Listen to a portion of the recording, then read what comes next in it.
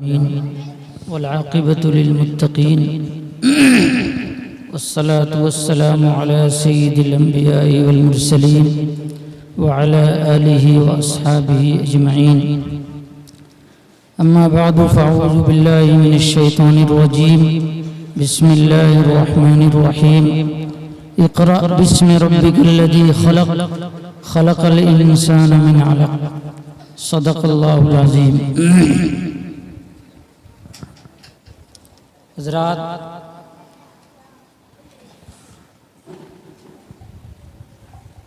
आज का ये प्रोग्राम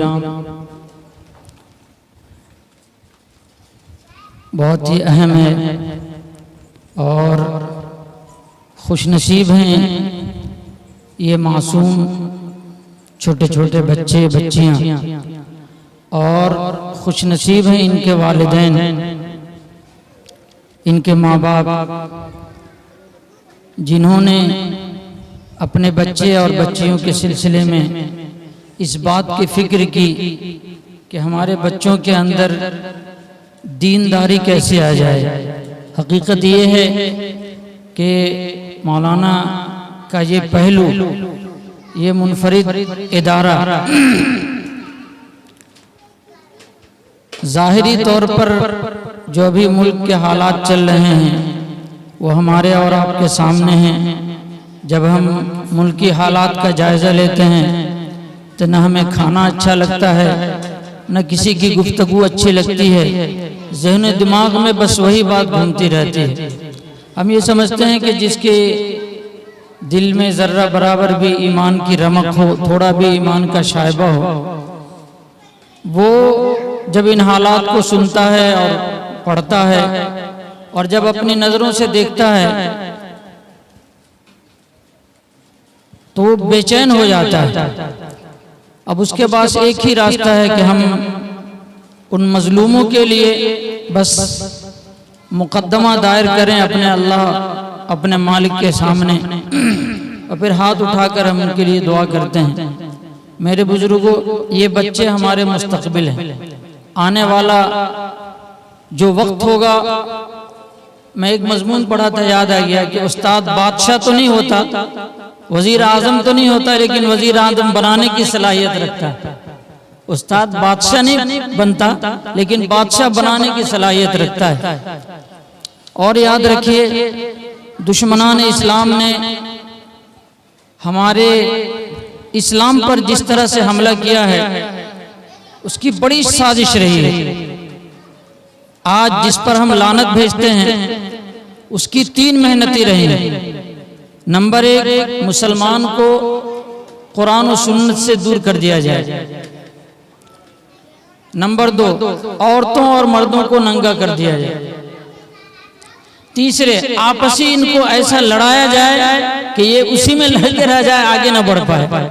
और हमारे दुश्मन करीब करीब इसमें काफी हद तक कामयाब है। और अफसोस ये होता है कि हम अब भी कभी कभी उसमें उलझ जाते हैं और फंस जाते हैं, चाहे जानकर हो या अनजाने हो। मेरे भाइयों, दोस्तों, बुजुर्गों, असल ये प्रोग्राम बच्चों का है और गार्जियन हजरात हैं, कुछ की माएँ भी नजर आ रही हैं।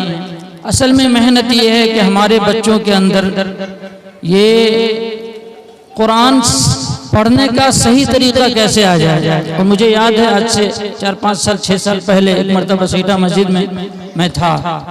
सुनौली के एक साहब थे, मास्टर गुलाब के अब्बू जो थे, मास्टर ज़ियाउल हक साहब, उन्होंने कहा था कि नमाज जो है वो अजीम शान और अहम इबादत है। तमाम इबादत है, कुरान अलग, तस्बीहात अलग, दूसरी इबादत एक तरफ, हज एक तरफ, दूसरे अच्छे अच्छे अमल एक तरफ, लेकिन नमाज जो अल्लाह ताला की अजीम शान इबादत है, वो सारी इबादतों का मजमुआ है और बहुत अहम इबादत है। उम्मत इसी से कोसों दूर हो रही है। अब इस अहम इबादत को अदा करने के लिए कुरान की जरूरत पड़ती है, और वही हमारा सही नहीं है। जब हमारा कुरान सही नहीं होगा, तलफ़्फ़ुज़ सही नहीं होगा, रुकू की तस्बीहात नहीं होंगी, तो हमारा ये अमल कैसे मुकम्मल होगा। इसलिए ये मेहनत हमारे और आपकी है कि बच्चे या बच्चियां कैसे कुरान सही पढ़ने वाले बन जाए। और उसके जीवन में जो मुल्क की हालात है, ये हमारी क्या कहते हैं असरी तालीम, आप खोल के कहने दिए असरी फसरी हटाइए, अंग्रेजी तालीम। अब हमारे आपके सबके ज़हन दिमाग में कि बउआ हमारा अंग्रेजी स्कूल में पढ़े, और हम आपको भी अगर अल्लाह पैसा देता है तो रोड किनारे जमीन खरीद लेते हैं और बाहर जनाब बिल्डिंग बना लिया, उसी में वाह वाह। किसी की ये फिक्र नहीं होती है कि कम से कम इस तरह का इदारा खोला जाए जिसमें दीनी तालीम भी हो और अंग्रेजी तालीम भी हो। ये हमारा मकसद है कुरान, और जरूरत है असली तालीम अंग्रेजी तालीम जरूरत, बहरहाल जरूरत दुनिया में जब तक रहना है, जरूरत पूरी करने के लिए आपको जिन जिन चीजों की जरूरत है उसको हासिल करने की फिक्र और कोशिश करनी है। तो मेरे भाइयों दोस्तों बुजुर्गों, मैं ये अर्ज कर रहा था कहीं से कहीं चला गया। दुश्मनान इस्लाम ने 3 मेहनत की, कुरान और सुन्नत से मुसलमानों को दूर कर दिया जाए और जनाब औरतों और मर्दों को नंगा कर दिया जाए। इस मौजू पर तो हर एक मतलब सूरज की रोशनी की तरह बिल्कुल जाहिर है कि अभी जो पुरफितन माहौल में हम आप चल रहे हैं, वो देख रहे हैं कि पर्दा लगाने के बाद भी, निकाब पहनने के बाद भी वो निकाब दूसरे निकाब का मोहताज है। और हम लोग बेहया हैं कि हम आप भी तवज्जो नहीं देते हैं कि हमारी बच्चियां, हमारी बड़ी बालिग बच्चियां ऐसी जगह जा रही हैं जहां वो गुनाह तस्वुर ही नहीं करते। हम आप तो हैं कि अगर नजर पड़ती है तो फौरन अपने आप को संभालते हैं कि भाई ये काम गुनाह का, ये मेरी नजर की हिफाजत नहीं हुई, अल्लाह की पकड़ होगी इस पर। लेकिन जिसको हर गुनाह उसके यहाँ सवाब है, लेकिन हमारे यहाँ तो इसका ख्याल रखना होगा कि हमारी बच्चियां जब बाहर जाती हैं तो आया वो किस अंदाज में जा रही है, किसी गैर मुस्लिम के पास, बिरादरान वतन के साथ, तो आया वो पर्दे में है कि नहीं। और फिर अफसोस ये है कि जब कभी इस तरह का माहौल बनाया जाता है तो हमारी और आपकी ज़हनी सोच ये होती है कि हम ना वहां पर नहीं भेजेंगे, इसलिए कि वहां पर इज्जत सिखाई जाती है, दीन की बातें बताई जाती हैं। बच्चियां जब आती हैं तो कहा जाता है कि तुमको ये काम करके लाना है तो लाना है। वहाँ हंसी मजाक का कोई तस्वुर नहीं। मैंने देखा जो लोग शुरू किए वो धीरे धीरे धीरे वो नीचे आ गया। क्यों भाई? देखिए ना, मैंने इसको मश्क करने के लिए दिया, अंग्रेजी लिख के लाना है, हिंदी लिख के लाना है, ये हिसाब घर से बना के लाना है, और वो बना के नहीं लाती। 2 दिन, 1 दिन, 3 दिन, 4 दिन टोका उसको, अब वो आने ही नहीं चाहती। रोक टोक, और याद रखिए जहाँ पे रोक टोक होगा वहाँ पे कामयाबी होगी। उस्ताद बच्चे को डांट डपट करेंगे, सख्ती करेंगे, खड़ा करेंगे, छुट्टी कदरे देर से देंगे, बच्चा इंशाल्लाह आगे बढ़ेगा। और अगर रोक टोक नहीं होगी, एक बाग है, बाग में जब पेड़ पौधे इधर उधर भागने लगते हैं या फिर बढ़ जाता है, जंगल हो जाता है, तो उसको काट छाट करना पड़ता है। जब अपने बड़े की सरपरस्ती में डांट डपट होती रहती है, गार्जियन जब उस पर मुसल्लत रहता है, निगरान रहता है, तो बच्चे आगे बढ़ते हैं। मैं ये अर्ज कर रहा था कि दुश्मनान इस्लाम ने एक मेहनत ये भी की कि औरतों और मर्दों को नंगा कर दिया जाए। और ये सूरत हाल आज जो चल रही है वो करीब करीब पूरी तरह से बिरादरान वतन के साथ हम भी उसमें बढ़ते जा रहे हैं। हमें और आपको इस पर फिक्र करनी होगी कि हमारे बच्चे और बच्चियां ऐसे माहौल में परवरिश पाएं कि बच्चा आगे चलकर दीन का सिपाही और दीन का जो है वो दाई हो, और बच्चियां जो है वो दीन इस्लाम की सिपाहियां हो और दीन इस्लाम की दाई हो। अगर उसके पास कोई मस्तूरात अगर आती है, कोई बच्ची आती हैं, तो उससे सबक हासिल करें, और कलमा है, नमाज है, या इस तरह से नमाज में पढ़ी जाने वाली दूसरी दुआएं हैं, वो सब उनसे सीख करके जाएं, असर लेके जाएं कि हमको भाई के साथ ऐसे रहना है, बाहर जाना है तो इस तरह से रहना है, हमें अपनी आवाज़ को पस्त रखनी है, धीरे बात करना है। सड़क पर अगर हम जाएंगे तो अपनी आवाज़ बिल्कुल बंद करके जाएं, एक तरफ से जाएं, पर्दे के साथ जाएं। इन सारी चीज़ों की तरतीब जो है ये दीन इस्लाम में, ये मदारिस इस्लामिया जो है ये इन बातों की तरफ तवज्जो दिलाता है।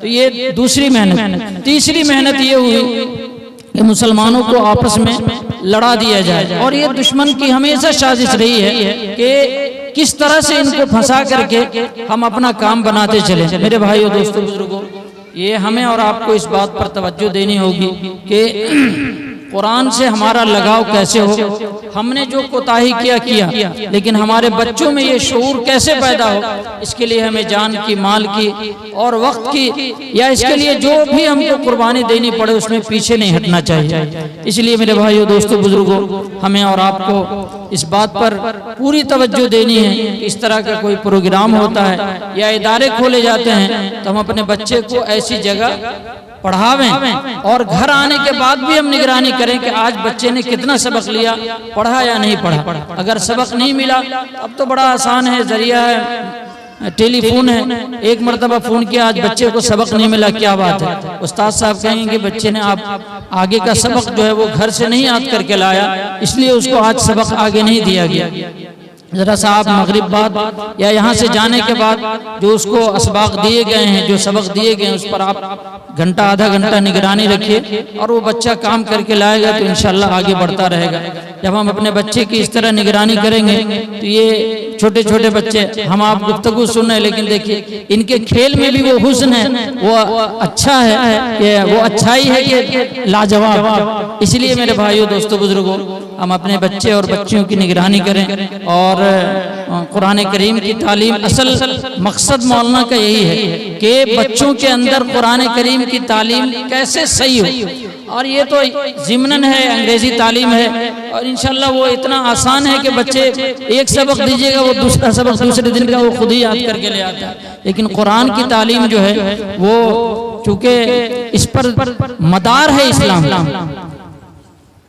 इस्लाम की बुनियाद है ये चीज, उसमें आइन है, काफ है, जबान के जितने हिस्से हैं वो सब निकलता है, शीन है, स्वाद है, ज़ाद है और अल्फाज की अदायगी में जो अहम रोल अरबियत में है वो किसी भी जबान में नहीं। और जो हुस्न है, जो मिठास है और जो सवाब है, इस पर मान लिया बच्चा नूरानी कायदा अलिफ बा पढ़ रहा है, उस पर उसको अजर और सवाब मिल रहा है, माँ बाप को अजर और सवाब मिल रहा है। लेकिन अंग्रेजी तालीम पर अगर नीयत अच्छी है तो अजर मिलेगा और अगर नीयत ठीक नहीं है तो अजर नहीं मिलेगा। तवज्जो से, अगर ये नीयत हो कि हम इस तालीम के जरिए से दीन इस्लाम का फरोग देंगे, यकीनन उस पर भी अजर सवाब है। और यहाँ जो बच्चे मेहनत करते हैं वो यकीनन, चाहे बच्चे के जहन में जो भी हो कि हम आगे ये बनेंगे, लेकिन वालिदैन की हसरत और वालिदैन की तमन्ना यही होती है कि हमारा बच्चा अच्छा कुरान पढ़ने वाला बन जाए और